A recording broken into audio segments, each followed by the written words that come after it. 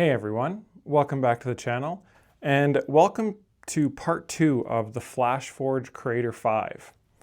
In this video, we're gonna go through a 4-color print. I'm gonna compare that print to my AMS system on the Bambu Labs X1 Carbon. We're gonna talk about some of the features that this printer has and kind of some final conclusions on this printer. If you're interested in purchasing this printer, there is an affiliate code in the description. Really helps out the channel, doesn't cost you any extra. I'm also happy to announce that Flashforge is also giving out a $30 discount as well using my code in the description. So if you want to save a bit more money on this printer, check out the description below. I think this is the most cost-effective tool changer 3D printer on the market. But without further ado, let's take a look at this thing doing a multicolor print. All right, here is the Creator 5 doing the same print that my Bambu X1 did. I'm gonna try to capture a tool change for you guys, but obviously this is massively faster than an AMS or a multiplexer style system. So if you do multicolor prints, a lot of multicolor prints, you absolutely want a tool changer. And I am truthfully really enjoying this Creator 5 as far as like multicolor prints like for my kids. I personally, as I said, don't generally do multicolor prints. Here we go, here's a tool change. You can see just how fast it is. It doesn't purge any filament, it just does its kind of waste tower, and it's good to go. The change itself is like 4 seconds, I think, and then like it's probably under 10 seconds for the entire swap for colors. I mean, it's not even a comparison. It's night and day faster than an AMS system. And Flashforge, like the Creator 5, they really got the hardware down, the tool changing process down. I have no issues with this printer not being reliable as far as its tool changing and stuff like that. But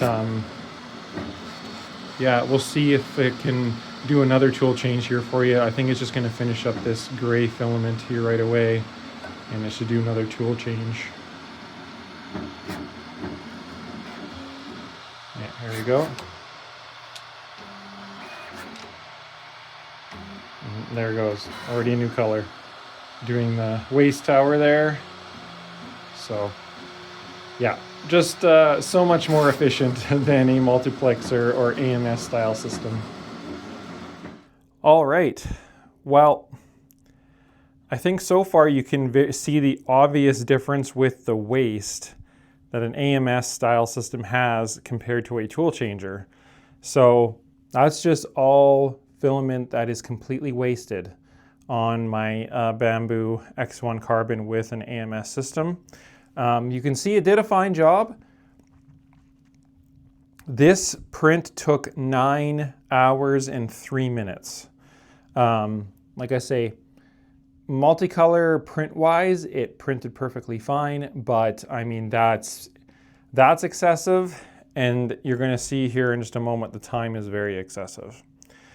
So here is the Creator 5. As you can see, the print quality is basically identical.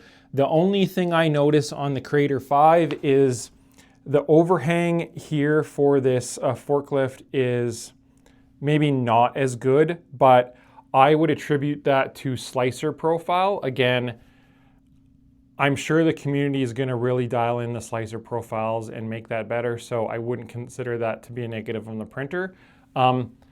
This is all the waste. This is literally just it purging the nozzles before the print. You have your prime tower here, it's identical. This plate took 2 hours and 30 minutes.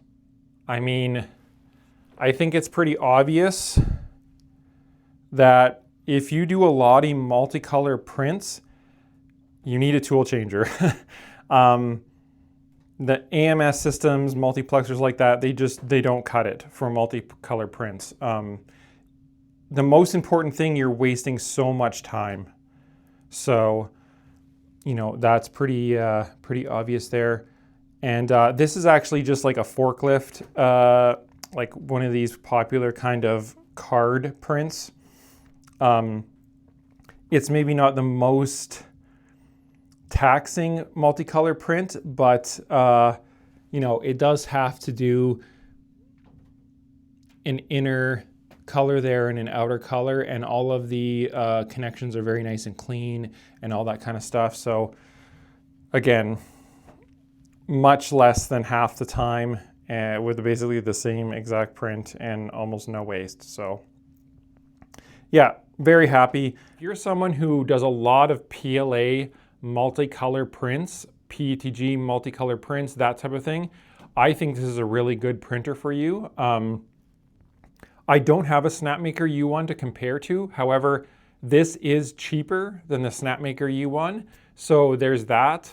And I think that the Creator 5 Pro is also a really good value, seeing as how it gives you a heated chamber. I'm hoping that we'll see Flashforge really put time into this printer as far as like software updates and it matures.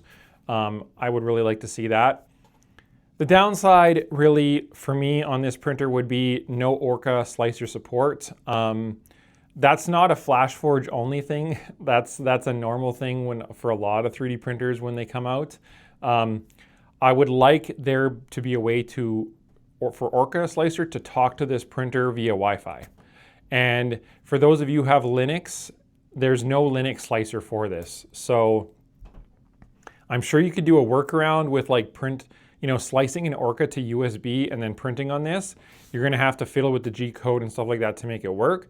But again, I wish manufacturers would give you access to the web interface on these 3D printers. There's no reason for you to not allow Orca to talk to this printer over Wi-Fi. It should just be a standard feature. So I would prefer to use Orca Slicer with this printer instead of the branded Flashforge version. It is based off of Orca Slicer, but it's older. I'd rather just use Orca for all my Clipper machines, and then this as well. So that's a downside, but like I say, the Flashforge slicer is adequate, it works.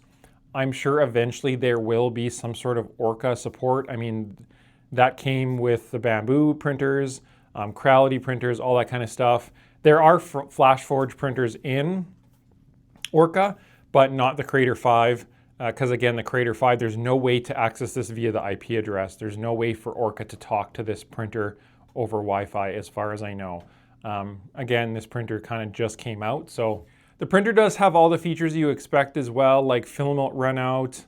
It has filament tangle detection. It does not have AI spaghetti detection. I've never used that on my Bambu Lab printer. I'm not sure how many people need that as a useful feature, but it does not have that I've seen in the slicer or anything like that. I don't think that's a big deal, but you guys can tell me in the comments below if that's a feature that you really, really need. I've just never kind of used it on my Bambu printers. So, all right, so in closing, again, I think this is a really good value for a tool changer. And I think the non-pro version is a great value if you just are going to print PTG, PLA, that type of thing. The reason, as I mentioned before in part one, I'm going to be giving this to my dad because he primarily prints PLA. He's going to be printing multicolor prints, that type of thing.